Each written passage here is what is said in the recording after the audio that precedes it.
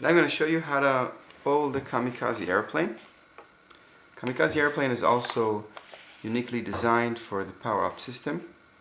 And the first thing you'll need is a piece of paper.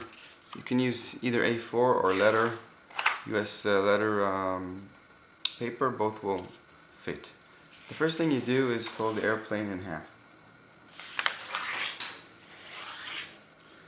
This is a very similar fold to the famous Dart airplane. You open the paper and fold two triangles in the front along the center crease.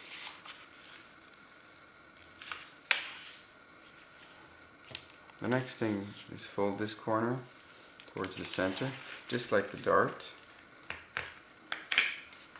Always use your fingernail to make those creases sharp, and be sure to fold symmetrically. That's a critical basic rule. Okay, so up to now this is really like the Dart. The next thing you want to do is fold that nose back. Now, how much would you want to fold the nose back? Well, if you recall, the POWERUP has a certain length, and if the length is too long, the propeller will hit the rear side. So the rule of thumb is just to put your hand, and this is about the right line, and fold back.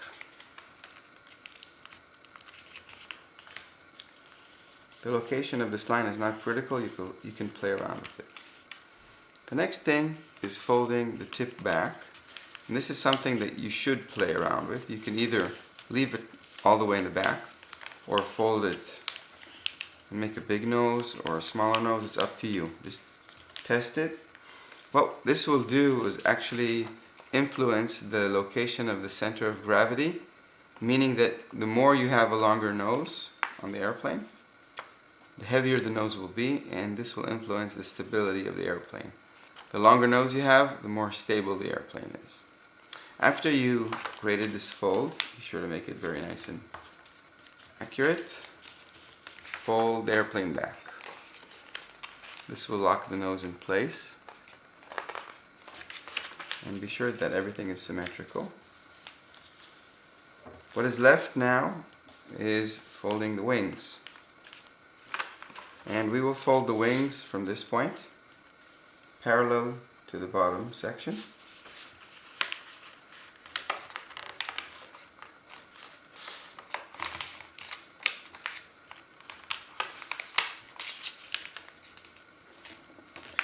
Here you can see that there's a lot of thickening because of the layers, so just be sure to push everything in place and make a nice and sharp crease, and do the same on the other side. The type of paper that you use should be standard copier paper, 20 pound or 80 GSM. If you use heavier paper, it could be more difficult to fold and also will add weight to the airplane, but it will make the airplane stiffer, which is an advantage, so you can also play around with that. We recommend using standard copier paper. After you finish creating the airplane, you can raise the wings a bit. This will create a positive dihedral angle and give the airplane better stability, and cut the rear elevators and rudder.